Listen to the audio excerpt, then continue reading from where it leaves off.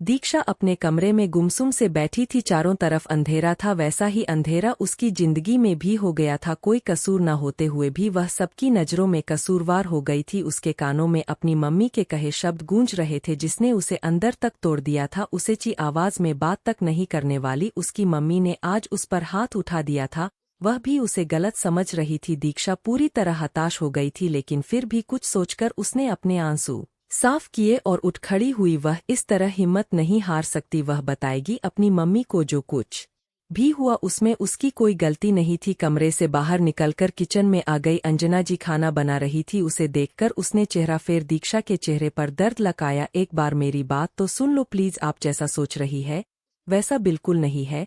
दीक्षा उनके पीछे चलते हुए बोली, मुझे कुछ नहीं सुनना है, तुम जाओ यहाँ से, तुम्हारे पापा ने देख लिया तो बेवजह सवाल करेंगे। अंजना जी ने बेरुखी से कहा। दीक्षा अपने कमरे में आ गई। वह अपनी ही मां की नज़रों में गिर गई थी। यह सोचकर ही उसे बहुत तकलीफ हो रही थी। रात को अंजना जी अपने पति के कहने पर उसका खाना लेकर कमरे में आई तो दीक्षा को एक उम्मीद सी दिखी, लेकिन वह बिना कुछ कहे ही खाना रखकर जाने लगी तो दीक्षा ने उनका हाथ पकड़ लिया। मम्मी एक बार मेरी बात तो सुन लो ना, गलत नहीं हूँ, मैंने जानबूझकर आपको हर्ट नहीं किया है, प्लीज सिर्फ एक बार, वह रोते हुए बोली तो अंजना जी का दिल पसीज गया। उसने दीक्षा को एक मौका दिया तो दीक्षा ने बीते कुछ दिनों में हुई हर एक बात अंजना जी को बता दी कि कैसे चारू ने उसके ड्रिंक में कुछ मिलाकर उसके साथ धोखा किया। ना जी उसकी बात सुनकर दंग रह गई। उन्होंने कभी सोचा भी नहीं था कि चारू कभी ऐसा कोई काम करेगी। मम्मी यह सब चारों की वजह से हुआ है, मेरी कोई गलती नहीं है, मैंने कुछ भी नहीं किया, वह रोते हुए बोली तो अंजना जी ने उसे गले से लगा लिया। दीक्षा इतने बुरे दौर से गुजर रही थी और उन्हें खबर ही नहीं। अंजना जी को सब अपनी कही बातों का अफसोस हो रहा था। वह कैसे अपनी ही बेटी पर इतना अविश्वास कर सकती है।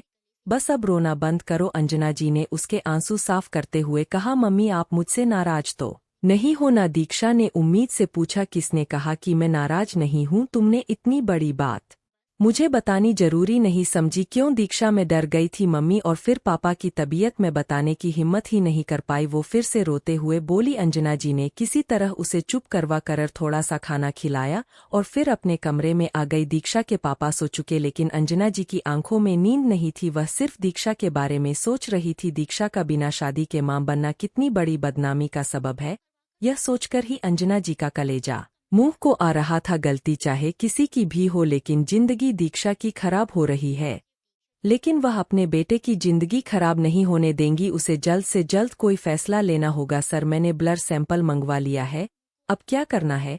करण ने अपने सामने बैठ सक्षम से कहा। उसने दीक्षा के डॉक्टर के साथ काम करने वाली नर्स को कुछ पैसे देकर उससे दीक्षा का ब्लड सैंपल ले लिया था। उसे लैब में भेजो और डॉक्टर से कहो रिपोर्ट जल्दी बनाएं, और इंतजार नहीं कर सकता, सक्षम ने कहा तो करण ने तुरंत किसी को कॉल मिला दिया। कुछ देर बात करके वह फिर से उसके पास आ गया। सर रिपोर्ट कल सुबह तक आएगी, करण ने कहा तो सक्षम बिना कुछ कहे खिड़की के पास जाकर खड़ा हो गया। उसने एक सिगरेट जलाकर होठों से लगा ली। वो अपना ब्लड सैंपल पहले ही दे आया था, उसे इंतजार था तो वो सिर्फ दिशा के ब्लड सैंपल का, वो भी किसी तरह करण ले आया था। उसे अब इंतजार था तो सिर्फ टेस्ट रिपोर्ट्स का। उसके लिए एक एक पल बिताना मुश्किल हो रहा था। अगर सच में वह बच्चा उसका हुआ तो वह दीक्षा को छोड़ेगा नहीं, जिसने बिना उसे बताए उसके बच्चे को रखने की जरूरत की है।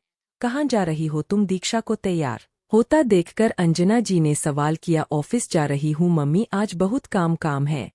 वह तैयार होते हुए ही बोली। तुम आज छुट्टी ले लो। छुट्टी? लेकिन क्यों? मुझे तुम्हें कहीं लेकर चलना है, आज तुम मेरे साथ चलो ऑफिस, कल चली जाना। लेकिन कहाँ? रास्ते में बता दूंगी, तुम अभी जल्दी से तैयार होकर बाहर आओ, मैं बानी को नाश्ता देकर आती हूँ। वो अपनी बात कहकर चली गई और दीक्षा पीछे खड़ी उलझन में उन्हें देखती रह गई। कुछ देर बाद वो अंजना जी के साथ चली गई। उसने एक बार फिर पूछा था, लेकिन अंजना जी ने उसे कुछ नहीं बताया। कुछ देर बाद वह लोग एक हॉस्पिटल के बाहर आकर रुके तो दीक्षा ने उलझन भरे भाव से अंजना जी को देखा, लेकिन उसने नजरअंदाज किया और ऑटो वाले को पैसे देकर नीचे उतर गई। दीक्षा भी ऑटो से बाहर चली गई। अंजना जी ने कहा, लेकिन दीक्षा अपनी जगह से नहीं हिली। नहीं, पहले आप मुझे यह बताइए कि आप मुझे यहाँ क्यों लाए हैं? यहाँ मेरी एक सहेली काम करती है, मैंने उसे तुम्हारे बारे में बताया और वह हमारी मदद करने को तैयार है। तुम फिक्र मत करो, मैंने सारी बात कर ली है, वो उसे समझाते हुए बोली। किस बारे में बात कर ली है? दीक्षा ने हैरानी से कहा। तुम्हारे ट्रीटमेंट के लिए, वो सपाट लहजे के साथ बोली। दीक्षा को एक तेज धक्का लगा। ट्रीटमेंट? हाँ, ट्रीटमेंट में तुम्हारी जिंदगी बर्बाद होते हुए नहीं देख सकती किसी और के केक की सजा तुम क्यों भुगतो, इसीलिए यही तुम्हारे लिए अच्छा होगा। अंजना जी की बात सुनकर दीक्षा की आंखें झिलमिला गई। नहीं, मैं ट्रीटमेंट नहीं करवाऊंगी, वो रोते हुए बोली और वहां से जाने के लिए पलट गई। लेकिन अंजना जी ने उसका हाथ पकड़ लिया। यह कैसी बातें कर रही हो तुम? तुम्हें अंदाजा भी है कि तुम क्या कह रही हो? तुम इस बच्चे को दुनिया में लाना चाहती हो जो तुम्हारी जिंदगी में मुसीबतों के अलावा कुछ और नहीं लेकर आएगा। इसकी वजह से तुम्हें दुनिया के कितने ताने सुनने पड़ेंगे, लोगों का तिरस्कार सहना पड़ेगा। अंजना जी हैरानी से बोली, मैं कुछ नहीं जानती, मैं ट्रीटमेंट नहीं करवाऊंगी। बस दीक्षा पर अंजना जी की बातों का कोई असर नहीं हो रहा था। वह फैसला कर चुकी थी। दीक्षा, पागल मत बनो, तुम्हारा ये जज्बाती फैसला तुम्हारी जिंदगी तबाह कर देगा। अंजना जी ने फिर कहा। लेकिन दीक्षा अब भी नहीं मानी। तो क्या चाहती हो तुम? इस बच्चे के लिए अपने पिता को मारना चाहती हो? इसी दिन के लिए तुम्हें जन्म दिया था कि तुम एक दिन हमें जीते जी मार दो। हम किसी को मुंह दिखाने के काबिल भी नहीं रहे। अंजना जी ने गुस्से से कहा, मम्मी आप ऐसा क्यों बोल रही हो? मैंने ऐसा कुछ भी नहीं चाहा। दीक्षा रोते हुए बोली, वही तो तुम कर रही हो ना। तुम अच्छे से जानती हो कि तुम्हारे पापा की अभी हार्ट सर्जरी हुई है। वह इतना बड़ा सदमा बर्दाश्त नहीं कर पाएंगे। उसके बाद भी तुम्हें उनकी कोई चिंता नहीं है। मम्मी ऐसा नहीं है, ऐसा नहीं है तो मान लो मेरी बात। मैं तुम्हारे आगे हाथ जोड़ती हूँ, अपने परिवार को टूटते हुए नहीं देख सकती। तुम्हारे पापा को कुछ हो गया तो मैं जी नहीं पाऊंगी। वो रोते हुए दीक्षा के सामने हाथ जोड़े खड़ी थी, जो देखकर दीक्षा का दिल तड़प उठा था। उसने तुरंत अंजना जी के हाथ नीचे कर दिए। इंसान अपनों के आगे हार जाता है और आज दीक्षा भी अपने परिवार के आगे हार गई थी। तैयार हूँ, वह खुद को संभाले, सिर्फ इतना ही बोली। अंजना जी के रोते हुए चेहरे पर राहत आ गई। वो दीक्षा को लेकर अंदर चली गई। अपने आंसू आंखों में ही जब्त किए वो पोजल कदमों से अंजना जी के पीछे चल दी। उसका बहाया हर एक कदम उसे अपने बच्चे से दूर ले जा रहा था। यह सोचकर ही पैरों में जान नहीं बची थी, लेकिन वह अपने परिवार के लिए और मुसीबत नहीं बनेगी। सक्षम एक 5 स्टार होटल में बैठा अपने सामने बड़ी रिपोर्ट्स को घूर रहा था। उसने अपना और दीक्षा के बच्चे का डीएनए टेस्ट करवाया था, जिससे साफ जाहिर हो गया था कि वह दीक्षा के बच्चे का बायोलॉजिकल फादर है। यह जानकर उसके दिल में दीक्षा के लिए नफरत और बढ़ गई थी। गुस्से से उसके माथे की नसें तनी हुई थी। दीक्षा की हिम्मत भी कैसे हुई उसे इतनी बड़ी बात छुपाने की? अगर दीक्षा उसके सामने होती तो वह पता नहीं उसके साथ क्या कर बैठता। करण उसके पास खड़ा उसके चेहरे के भावों को देखकर मन ही मन खुद के लिए प्रार्थना कर रहा था। आगे सक्षम के गुस्से का सबसे ज्यादा उसे ही शिकार होना पड़ता था। उस लड़की से कहो अपना ट्रीटमेंट करवा ले, वरना मैं खुद नहीं जानता उसके साथ क्या कर बैठूंगा। सक्षम बाजार को चीट करने की कीमत तो उसे चुकानी ही पड़ेगी। सक्षम गुस्से में चीखते हुए बोला तो करण अपनी जगह से हिल गया। साथ ही उसे हैरानी भी बहुत हुई थी। सक्षम गुस्सैल है, सनकी है, लेकिन इतना निर्दय है कि अपने ही बच्चे को मारना चाहता है। इस बात का उसे अंदाजा नहीं था। तुम सुन रहे हो या नहीं? वह फिर चिल्लाया तो करण ने हड़बड़ा कर किसी को कॉल मिला दिया। कुछ देर बात करने के बाद फोन रखा। उसके चेहरे पर परेशानी और अफसोस के भाव थे। सर, हमें कुछ भी करने की जरूरत नहीं पड़ेगी, मिस दीक्षा भी हॉस्पिटल में ही है, करण ने कहा। तो सक्षम के चेहरे पर एक साया आकर गुजर गया। शायद उसे खुद नहीं पता था कि वह आखिर चाहता क्या है। नजर रखो उस लड़की पर और कल की फ्लाइट बुक करो, मुझे कल यहाँ से जाना है, वह करण को बोलकर वहां से चला गया। करण ने एक ठंडी आ भरी और फिर अपना फोन निकालकर टिकट बुक करने लगा। दीक्षा डॉक्टर के कबी के बाहर अंजना जी के साथ खामोशी से गहरी सोच में खोई बैठी थी। वह अपने बच्चे को नहीं मारना चाहती थी, लेकिन अपने परिवार के खिलाफ कैसे जाए? वह लगातार अपने हाथों की उंगलियों को आपस में उलझा रही थी। घबराहट, बेचैनी, डर, सारे भाव वो एक साथ महसूस कर रही थी। अंजना जी उसके पास बैठी उसकी हालत अच्छे से समझ रही थी, लेकिन दीक्षा के लिए इस वक्त यही फैसला सबसे सही होगा, यह सोचकर वह उससे कुछ नहीं बोली। मिस दीक्षा शर्मा, नर्स ने आकर उसका नाम पुकारा तो वह और ज्यादा घबरा गई, लेकिन अंजन जी तुरंत उठ गई। अगला नंबर आपका ही है, आपको डॉक्टर ने कभी में बुलाया है। नर्स की बात सुनकर दीक्षा का दिल और घबरा उठा। एक माँ अपने बच्चे को जिंदगी देने के लिए क्या कुछ नहीं करती, और वह इतनी कमजोर है कि अपने बच्चे की हिफाजत भी नहीं कर सकती। अंजना जी ने उसे उठने का इशारा किया, लेकिन दीक्षा तस से मस्त नहीं हुई। वह अपने ही ख्यालों में खोई हुई थी। इन कुछ दिनों में ही उसने खुद को अपने बच्चे से किस कदर जोड़ लिया था, यह सिर्फ उसका दिल जानता है। उन एहसासों को वह कैसे एक पल में खत्म कर सकती है।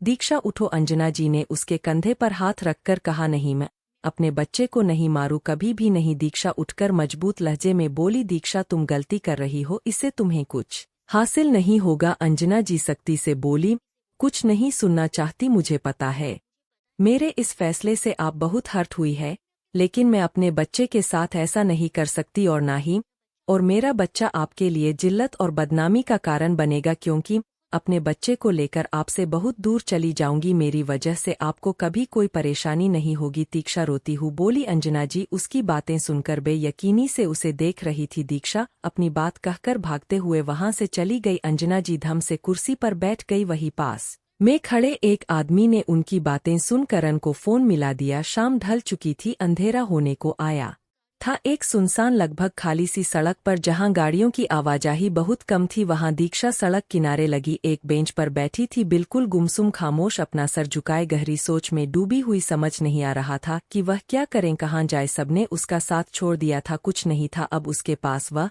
अपनी जिंदगी के बिल्कुल हताश हो चुकी थी। कुछ देर बाद एक वैन उसके पास आकर रुकी और उसमें से कुछ गार्ड्स बाहर निकले और दीक्षा की तरफ बढ़ गए। वह सब दीक्षा के इर्द गिर्द जाकर खड़े हो गए, लेकिन दीक्षा को इस बात का होश ही नहीं था। वह तो पूरी तरह खुद में खोई हुई थी। उनमें से एक ने उसके कंधे पर हाथ रखा तो दीक्षा चहक कर सीधी हुई। वो कुछ समझ पाती उससे पहले ही उनमें से एक ने उसके मुंह पर रुमाल रख दिया। दीक्षा तुरंत बेहोश हो गई। कुछ देर बाद दीक्षा एक बड़े से बेड पर अकेली लेटी हुई थी। वह अभी भी बेहोश पड़ी थी, उसे अभी तक होश नहीं आया था। कुछ घंटों बाद जब उसे होश आया तो उसने खुद को एक बड़े से बेड पर लेटा हुआ पाया। अपने दिमाग पर जोर डाला उसने तो उसे याद आया कि कुछ लोग उसके पास आए थे और उनमें से किसी एक ने उसके मुंह पर रुमाल रख दिया था। उसके बाद का उसे कुछ भी याद नहीं था। वह जल्दी से उठ खड़ी हुई, लेकिन सर बहुत भारी लग रहा था, इसीलिए लड़खड़ा कर फिर से बैठ गई। लेकिन उसने खुद को संभाला और किसी तरह कमरे के दरवाजे तक पहुंची। उसने दरवाज़ा खोलने के लिए उसे पुश किया, लेकिन कोई फायदा नहीं हुआ क्योंकि दरवाज़ा बाहर से लॉक था। उसने बहुत कोशिश की दरवाज़ा खोलने की, लेकिन कोई फायदा नहीं हुआ और ना ही किसी के आने की या बोलने की कोई आवाज़ सुनाई दी। उसे किसी ने किडनैप कर लिया है, यह सोचकर ही उसकी जान निकल गई। उसकी आंखें झिलमिला आई थी, लेकिन उसने अपने आंसुओं को आंखों में ही जब्त कर लिया। उसने घूम घूम कर पूरे कमरे को देखा, कहीं कोई रास्ता हो उसके बाहर निकलने का, लेकिन कोई फायदा नहीं हुआ वहां और कोई रास्ता नहीं था। पूरे कमरे में बड़ी बड़ी कांच की खिड़कियां थी जिन पर बड़े बड़े कर्टन्स लगे हुए थे। भागकर उन खिड़कियों के पास गई और उन पर्दों को हटाकर देखा तो दूर दूर तक सिर्फ और सिर्फ बड़े बड़े पेड़ पौधे नजर आ रहे थे। वह इलाका शायद शहर से बाहर का इलाका था। दीक्षा ने उन खिड़कियों को खोलने की कोशिश की, लेकिन वह भी नहीं खुली। आखिर में थका कर वह फिर से बेड पर बैठ गई। आंखों में फिर से आंसुओं की बूंदें जमा होने लगी थी। उसकी जिंदगी में पहले ही इतनी मुसीबतें कम थी, जो अब किसी ने उसे किडनैप भी कर लिया था। कुछ ही पलों बाद वह अपना सर झुकाए जोर जोर से रोने लगी, लेकिन शायद वहां उसकी सुनने वाला कोई नहीं था। करीब 1 घंटे बाद जब दरवाज खुलने की आहट हुई तो दीक्षा किसी अनजान खतरे का सोचकर खुद में ही सिमट कर बैठ गई। उसने अपना सर पूरी तरह से अपने घुटनों में डाल दिया था। उसके हाथ पांव डर के मारे कांप रहे थे। दरवाज़ा खुला और अगले ही पल शख्स बंदर आया और धीमे कदमों से चलकर दीक्षा के ठीक सामने सोफे पर जाकर बैठ गया। दीक्षा ने अपनी नजरें नहीं उठाई बल्कि और ज्यादा खुद में सिमट गई। उसका डर के मारे बुरा हाल हो रहा था। सक्षम अपनी तीखी नजरों से उसे घूरता रहा। क्या हुआ, डर लग रहा है? कुछ देर की खामोशी के बाद सक्षम की भारी आवाज वहां गूंज उठी। दीक्षा ने चौंक कर अपनी गर्दन उठाकर सक्षम को देखा। शायद वो उसकी आवाज पहचान चुकी थी। आपने मुझे किडनैप करवाया है? दीक्षा ने बेयकीनी के आलम में उसे देखकर पूछा। सक्षम भी अपनी ठंडी नजरों से उसे ही घूर रहा था। तुम्हें अभी भी कोई शक है?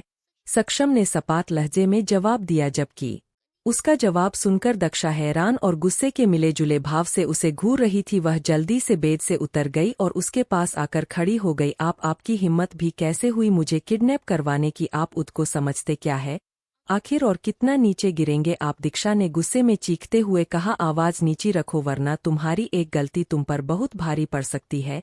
सक्षम ठंडे भावों से बोला। वह खुद के गुस्से को कंट्रोल करने की पूरी कोशिश कर रहा था। क्यों, क्या करें आप? जान से मारेंगे मुझे या फिर वही सब कुछ मेरे साथ भी करेंगे जो आपने आकाश के साथ किया था? बहुत मजा आता है न आपको दूसरों की जिंदगियों के साथ खेलने में, लोगों की जिंदगी बर्बाद करने में क्या बिगाड़ा था आकाश ने आपका, जो आपने उसके साथ इतना कुछ किया। दीक्षा चीखते हुए बोली। उसके बातें सक्षम के गुस्से को और बढ़ावा दे रहे थे, जबकि दीक्षा भी गुस्से में उसे घूर रही थी। मैंने अपनी जिंदगी में बहुत से घटिया लोग देखे हैं, लेकिन आप जितना गिरा हुआ और घटिया इंसान मैंने अपनी जिंदगी में नहीं देखा, जिसे खुद के अलावा और कोई नजर ही नहीं। दीक्षा अभी कह ही रही थी कि सक्षम एक का एक खड़ा होकर उसके करीब आ गया। दीक्षा के आगे के शब्द उसके गले में ही अटक कर रह गए। वो उसके इस हरकत पर दंग रह गए। सक्षम उसके चेहरे के बिल्कुल करीब था। अच्छा, अगर इतना ही गिरा हुआ और घटिया इंसान हूं तो मुझ जैसे घटिया गिरे हुए इंसान के बच्चे को तुम जन्म क्यों देना चाहती हो? वो अपने दांत पीसते हुए बोला तो दीक्षा की रीढ़ की हड्डी तक में सिरहन दौड़ गई। डर के मारे उसका गला सूख गया था। उससे कुछ बोलते ही नहीं बना। क्या क्या मतलब? दीक्षा के मुंह से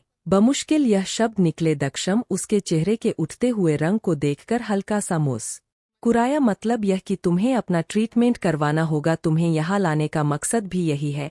कहते हुए उसने दीक्षा के चेहरे पर आए बालों को कान के पीछे कर दिया। दीक्षा उसकी बात सुनकर शौक रह गई, तो उसके सोचों से भी ज्यादा गिरा हुआ इंसान था। कितनी आसानी से अपने बच्चे को मारने की बात कह रहा था। दक्षा ने गुस्से में एक जोरदार धक्का सक्षम को दिया तो वह उसे थोड़ा दूर छिटक गया, लेकिन दीक्षा की इस हरकत पर सक्षम का गुस्सा 7वें आसमान पर पहुंच चुका था कि माथे की नसें तन गई थी। उसे इतने गुस्से में देखकर दीक्षा का गला सूख गया। वो कुछ रिएक्ट कर पाती उससे पहले ही वह एकदम से उसके करीब आ गया। डर के मारे दीक्षा की जान सूख गई। सक्षम ने गुस्से में उसके बालों को कसकर पकड़ लिया था। दर्द के मारे दीक्षा ने आंखें बंद कर ली। तुम्हारी हिम्मत भी कैसे हुई मुझे धक्का देने की? तुम जैसे लड़की की इतनी भी औकात नहीं है कि वह मेरे सामने खड़ी हो पाए, और तुम मुझे नखरे दिखा रही हो। जानती भी हो इसकी कितनी भारी कीमत चुकानी पड़ सकती है तुम्हें? वो दांत पीसते हुए बोला। दर्द के मारे दीक्षा की आंखों में आंसू आ गए, लेकिन सक्षम को इससे कोई भी फर्क नहीं पड़ा। प्लीज मुझे छोड़ दीजिए, मैं आपको कभी अपनी शक्ल नहीं दिखाऊंगी, ना ही कभी आपके सामने आऊंगी। बस मुझे और मेरे बच्चे को छोड़ दीजिए, वादा करती हूँ आपसे बहुत दूर चली जाऊंगी। दीक्षा नम आंखों से बोली, लेकिन सक्षम पर कोई असर नहीं हुआ। अगर यह सिर्फ तुम्हारा बच्चा होता तो मुझे इससे कोई फर्क नहीं पड़ता, लेकिन एक गलती की वजह से यह मुझसे जुड़ा है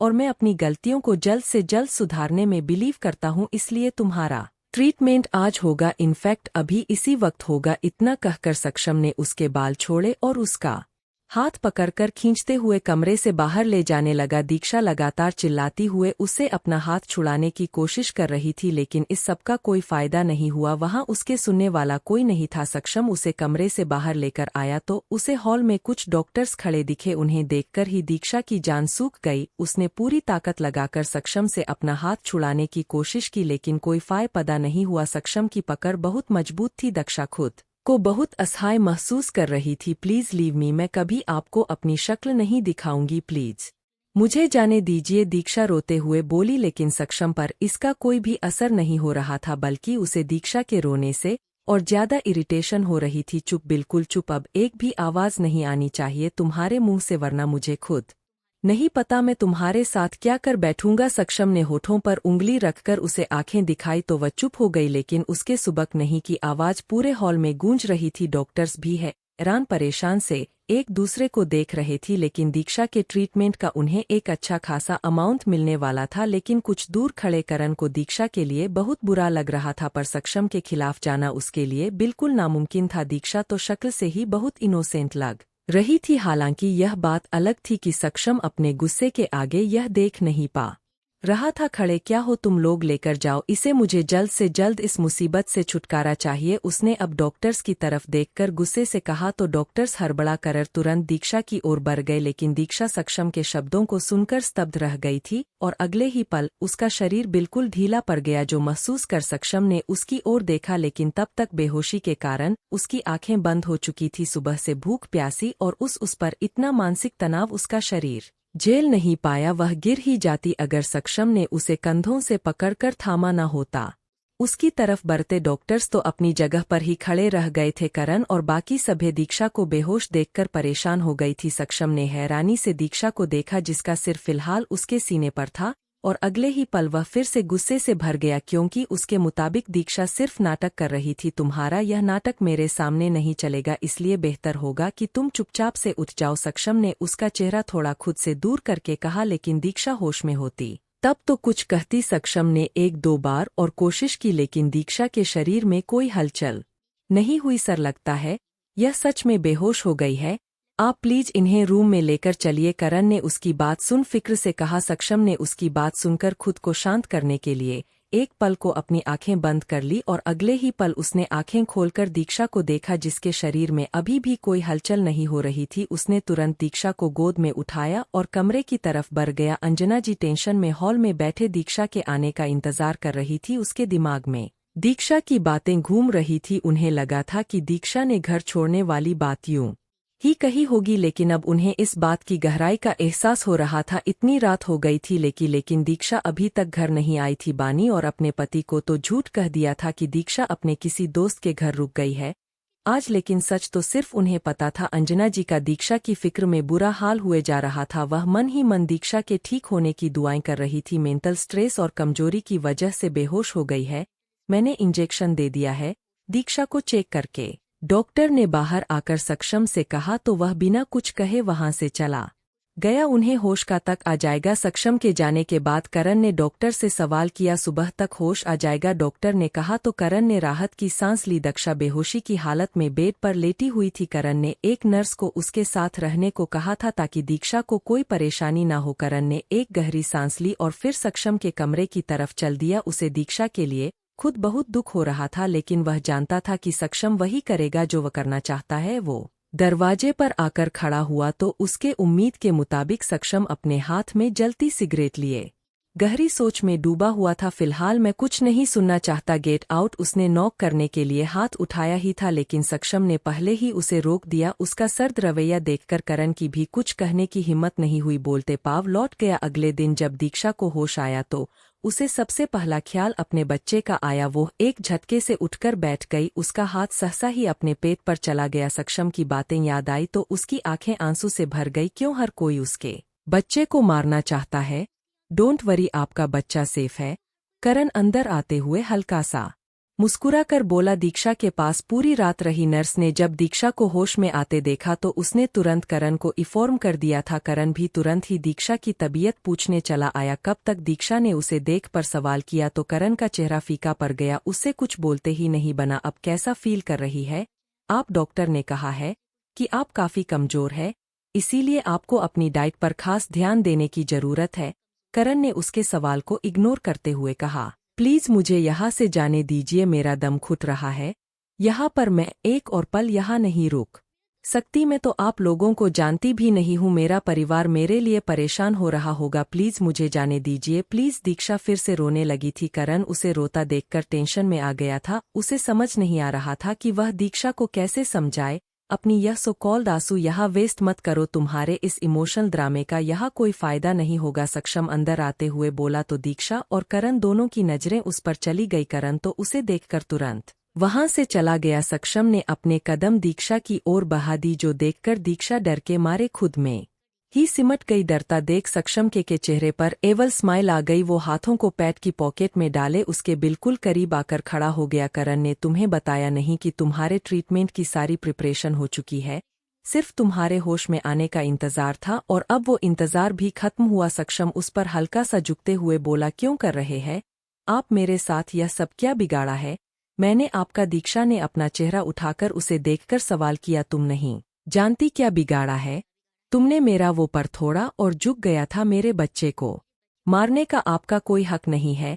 दीक्षा अब थोड़ा सख्ती से बोली, तो क्या तुम्हें हक है बिना मेरी मर्जी और मेरी इजाजत के इस बच्चे को जन्म देने का? सक्षम उसकी एक बाजू पकड़कर उस पर लगभग पूरी तरह झुक गया था। उसका चेहरा दीक्षा के बिल्कुल करीब था, जो देखकर दीक्षा और ज्यादा डर गई थी। सक्षम की सख्त नजरें लगातार उसे घूरे जा रही थी। उसने तुरंत पलकें नीचे कर ली। तुम्हारी भलाई इसी में है कि तुम चुपचाप मेरी बात मानकर ये सक्षम अभी कह ही रहा था कि किसी ने एक झटके से दरवाजा खोल दिया। सक्षम आवाज सुनकर सक्षम के चेहरे पर शिकन आ गई। वो दीक्षा को छोड़ता हुआ तुरंत पलट गया। दीक्षा ने भी दरवाजे की ओर देखा। वहां एक बुजुर्ग सी महिला खड़ी थी। हल्के आसमानी रंग की सिंपल लेकिन महंगी साड़ी पहन रखी थी, जिसका पल्लू उनके कंधे पर था। हाथों में सोने के मोटे मोटे कंगन थे। सर में ज्यादातर बाल सफेद थे, जिनका बहुत सलीके से जुड़ा बनाया हुआ था। चेहरे पर नाराजगी के भाव थे और वह सक्षम को देख रही थी। आप यहाँ क्यों आई? सक्षम ने फ्रस्ट्रेट होकर पूछा। क्यों? हम आपसे मिलने नहीं आ सकते? उस औरत ने सवाल किया तो सक्षम ने जवाब देने की बजाय चेहरा फेर लिया। हमारे साथ आइए, हमें आपसे बात करनी है, वह सक्षम से बोली और दीक्षा पर एक नज़र डालते हुए कमरे से बाहर निकल गई। सक्षम भी दीक्षा को घूरते हुए कमरे से बाहर चला गया। दीक्षा हैरान परेशान से उन्हें जाते देखती रही। यह हम क्या सुन रहे हैं? सक्षम, हमें आपसे यह उम्मीद नहीं थी। वो दोनों सक्षम के कमरे में आए तो उस औरत ने नाराजगी से कहा, आपको इन सब में पड़ने की कोई जरूरत नहीं है दादी, मैं सब हैंडल कर लूंगा। मुस्तफार लहजे में बोला। कैसे हैंडल करोगे आप? अपने बच्चे को मार कर बोलिए, वह औरत शक्ति से बोली। सक्षम ने अपनी आंखें मींच ली। उससे मेरा कोई रिश्ता नहीं है, उसे मुझसे मत जोड़िए। वो आंखें खोल उनकी तरफ देखकर बोला, सब कुछ आपके चाहने से नहीं हो सकता, यह बात आपको समझनी होगी, लेकिन मेरी लाइफ में सब कुछ मेरे चाहने से ही होता है। आपको समझाना हमेशा से ही बहुत मुश्किल रहा है, लेकिन इस बार आपको हमारी बात माननी होगी। कौन सी बात? सक्षम ने भव को सिकुड़ कर पूछा। यही कि आप अपने बच्चे को मारने का ख्याल अपने दिमाग से निकाल देंगे, क्योंकि हम ऐसा नहीं होने देंगे। वो उसे देखकर दृढ़ता से बोली, मुझे वह नहीं चाहिए। यह बात आप अच्छे से समझ लीजिए। अपनी दादी की बात सुनकर सक्षम ने गुस्से से कहा, बहुत जिद्दी है आप, लेकिन हम भी आपकी ही दादी है।